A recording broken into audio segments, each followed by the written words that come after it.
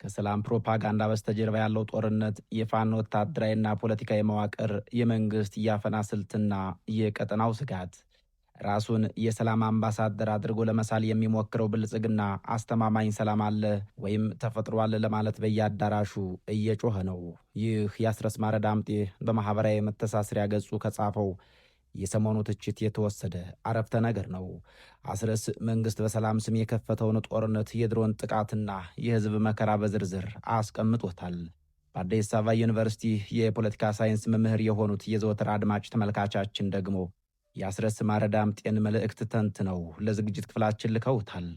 ዝግጅት ክፍላችን ይህንን መነሻ በማድረግ የኢትዮጵያን ወቅታዊ ሁኔታ በተለይም በአማራ ክልል እየተካሄደ ያለውን የፋኖ እንቅስቃሴ፣ ወታደራዊ ስልቱን፣ ፖለቲካዊ አስተላለፉንና የመንግስትን ምላሽ በወታደራዊ ሳይንስና በፖለቲካል ቲዎሪ መነጽር ተፈትሾ እንዲቀርብ ያደርጋል። አብራችሁን ቆዩም። ይህ ዘገባ የሁኔታውን ክብደት ለመረዳት እንዲቻል በወታደራዊ ሳይንስ፣ በአመፅ ጥናትና በዓለም አቀፍ ግንኙነት ንድፈ ሐሳቦች ተደግፎ እየቀረበ ነው። የፋኖ ወታደራዊ አስተላለፍና ያልተመጣጠነው ጦርነት። አስረስ በመነሻ ጽሑፋቸው የአብይ ጀነራሎች ወደ ክልሉ ይዘውት የገቡትን ሰራዊት አስጨርሰው ሲሉ ይገልጻሉ። ይህ አባባል በወታደራዊ ሳይንስ ዋር ኦፍ አትሪቢዩሽን ወይም የማድከም ጦርነት የሚባለውን ጽንሰ ሐሳብ ያስታውሳል። ፋኖ በአሁኑ ወቅት እየተከተለ ያለው ወታደራዊ ስልት በዘመናዊ ጦርነት ታሪክ ውስጥ ያልተመጣጠነ ጦርነት ወይም አሳይሜትሪክ ወርፌር ተብሎ የሚጠራው አይነት ነው።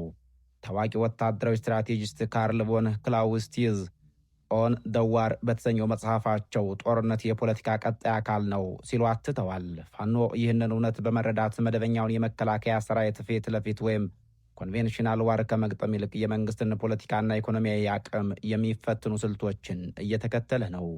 የመሬት አቀማመጡንና የህዝቡን ድጋፍ ለፖለቲካ ዓላማቸው ማሳኪያነትም በመጠቀም ላይ ናቸው።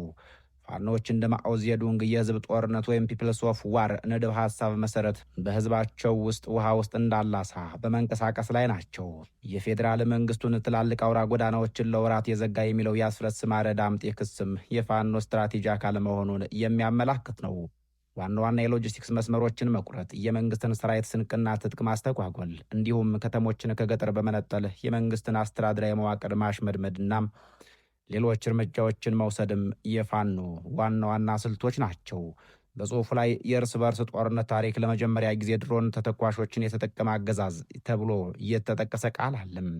ይህ የሚያመላክተው መንግስት በመሬት ላይ ያለውን የበላይነት ሲያጣ ወደ አየር ኃይል የበላይነት መሸጋገሩን ነው።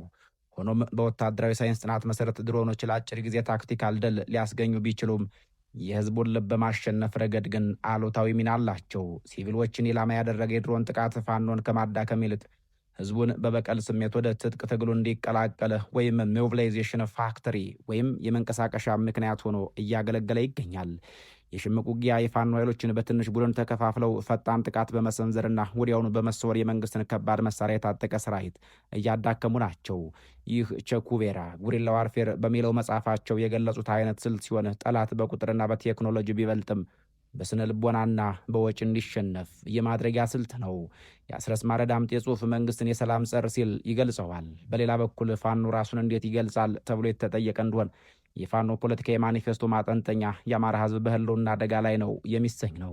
አስተማማኝ ሰላም የሚገኘው የሰላም ጸር የሆነውን አገዛዝ በማስወገድ ነው የሚለው የጸሐፊው ሐሳብ የፋኖን ዜሮ ሰም ገም ጽንሰ ሐሳብ አሸናፊና ተሸናፊ ብቻ ያለበት ፖለቲካ አቋም የሚያንጸባርቅ ነው።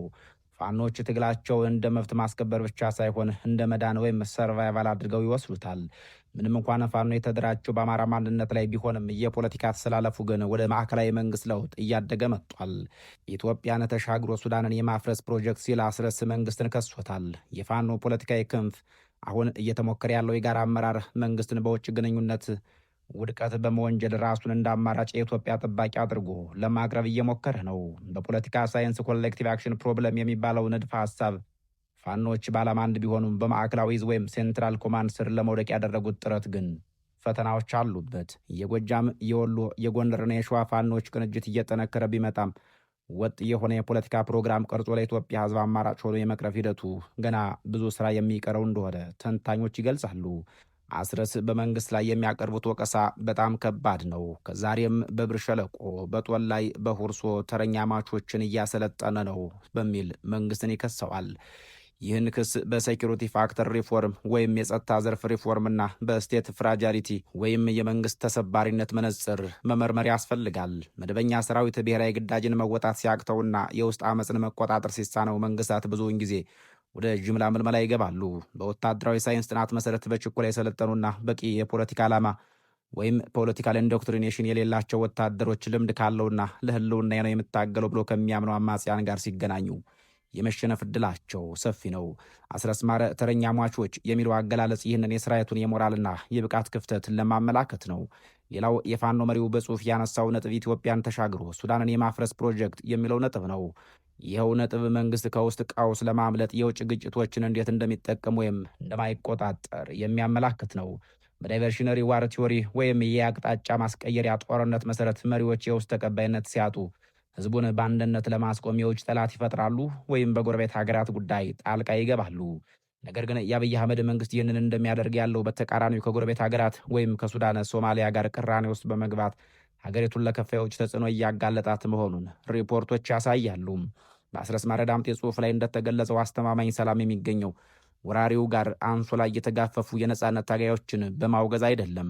ይህ መደምደሚያ የኢትዮጵያ ፖለቲካ የደረሰበትን የዴድሎክ ወይም የማይንቀሳቀስ ውጥረት ደረጃ አመላካች ነው።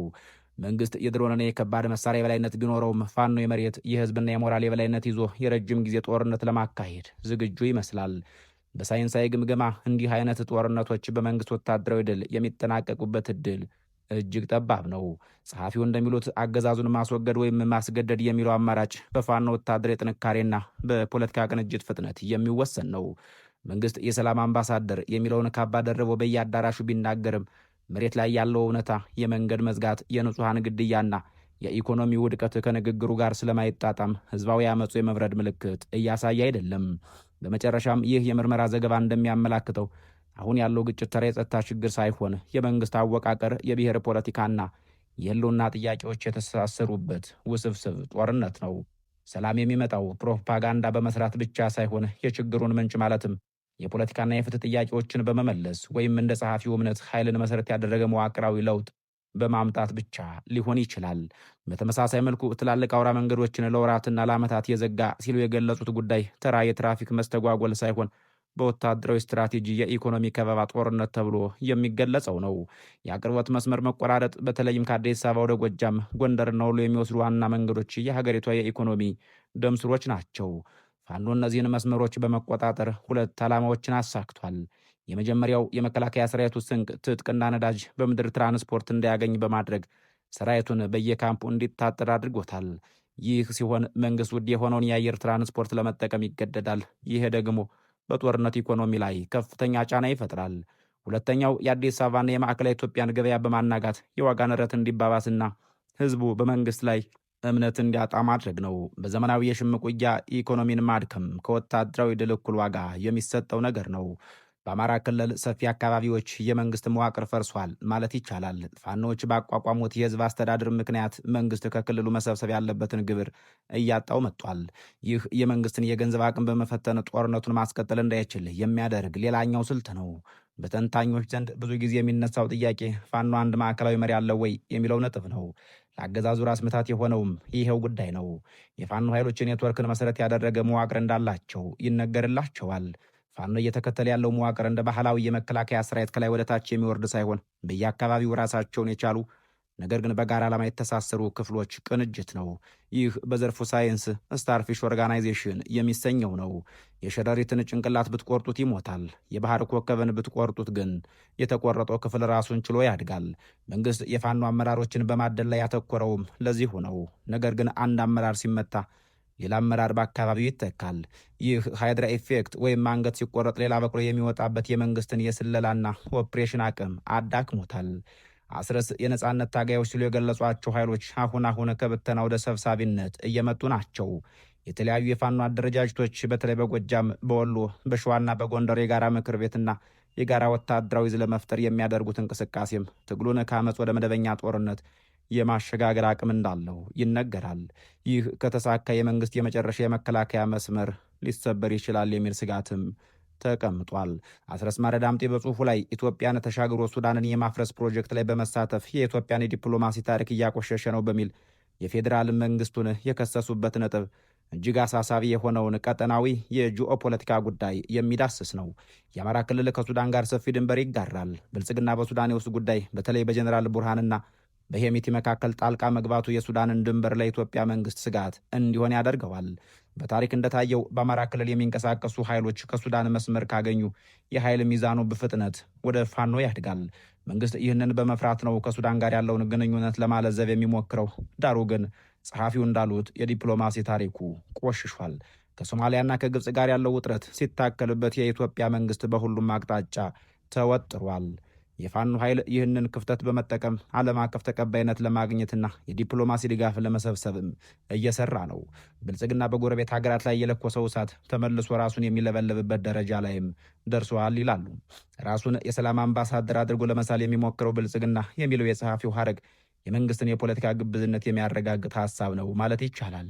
በግጭት አፈታት ሳይንስ ወይም ኮንፍሊክት ሪዞሉሽን አንድ ወገን በወታደራዊ መስክ ሲሸነፍ ወይም ሲዳከም ኃይሉን ለማደራጀት ሲል የሰላም ድርድር ጥያቄ ያቀርባል። ብልጽግና በየአዳራሹ ሲጮህ ይውላል የተባለውም ለዚሁ ይመስላል። ነገር ግን መሬት ላይ ያለው ተግባር የጅምላ እስሩ፣ የድሮን ጥቃቱ፣ የጥላቻ ንግግሩ ከሰላም ጥሪው ጋር የሚቃረን ነው። ይህ ክሬዲቢሊቲ ጋፕ ወይም የተአማኒነት ክፍተት ይፈጥራል ይላሉ ፋኖቹ። ከመንግስት ጋር ለመደራደር ፈቃደኛ ያልሆኑት መንግስት ቃሉን እንደማይጠብቅ በተደጋጋሚ ስላረጋገጡ ነው ይላሉ። አስረስ ማረ ዳምጤ አስተማማኝ ሰላም የሚገኘው የሰላም ጸር የሆነውን አገዛዝ በማስወገድ ወይም ለሰላም እጁን እንዲሰጥ በማስገደድ ነው ሲሉ ግጭቱ በድርድር የሚፈታበትን ደረጃ ማለፋቸውን ይጠቁማሉ። ፋኖ የመንግስትን ሪፎርም ሳይሆን የስርዓት ለውጥ ይፈልጋል። መንግስት ደግሞ የፋኖን ጥፋት ይፈልጋል። እንዲህ አይነት የከረረ አቋም ባለበት ሁኔታ የመንግስት የሰላም ኮሚሽን እንቅስቃሴ ለዓለም አቀፉ ማህበረሰብ የሚደረግ ፐብሊክ ሪሌሽን ወይም የህዝብ ግንኙነት ስራ ከመሆን አይዘልም። በዘገባው እንደተረጋገጠው በአማራ ክልል እየተካሄደ ያለው ጦርነት ቀላል የጸጥታ ችግር ብቻ አይደለም። በወታደራዊ ሳይንስ ያልተመጣጠነ ጦርነት መንግስትን እያደማው፣ የሎጂስቲክስ እገዳው የሀገሪቱን የጀርባ አጥንት እየሰበረው ነው። የህልውና ትግል በሚል መንፈስ የተነሳው ህዝባዊ ማዕበል አገዛዙን ከስልጣን ካላወረደም የሚመለስ አይመስልም። የአስረስ ማረ ዳምጤ የጽሑፍን መደምደሚያ እንደሚያመላክተው የመፍትሄው ቁልፍ ያለው ወራሪው ጋር አንሶላ በመጋፈፍ ወይም በመደራደርና በመተባበር ሳይሆን የአገዛዙን ወታደራዊና ፖለቲካዊ መሰረት በመናድ ላይ ነው። መንግስት በአሁኑ ሰዓት በብር ሸለቆና በጦር ላይ የሚያሰለጥናቸው ተረኛ ሟቾች በስነ ልቦናና በዓላማ ከታጠቁት የፋኖ ጀግኖች ጋር ሲነጻጸሩ የጦርነቱን ሚዛን የመቀየር አቅማቸው እጅግ አነስተኛ ነው ይላሉ። ጊዜው የፋኖ ነው የሚሉት ጸሐፊው የታሪክ አቅጣጫም የሚያሳየው ህዝብን ያገለልና በወታደራዊ ኃይል ብቻ ለመግዛት የሞከረ መንግስት መጨረሻው ውድቀት መሆኑን ነው ብለዋል። በአስረስ ማረ ዳምጤ መልእክት መነሻነት በአዲስ አበባ ዩኒቨርሲቲ የፖለቲካ ሳይንስ መምህር የሆኑት ምንጩ የላኩልን ትንታኔ የተከታተላችሁትን ይመስል ነበር። ዝግጅት ክፍሉ ከማቅረብ የዘለለ የቃላት ለውጥ እንዳላደረገ ማሳወቅ ይወዳል። ለአሁኑ በዚህ አበቃን። ቸር ያገናኘን።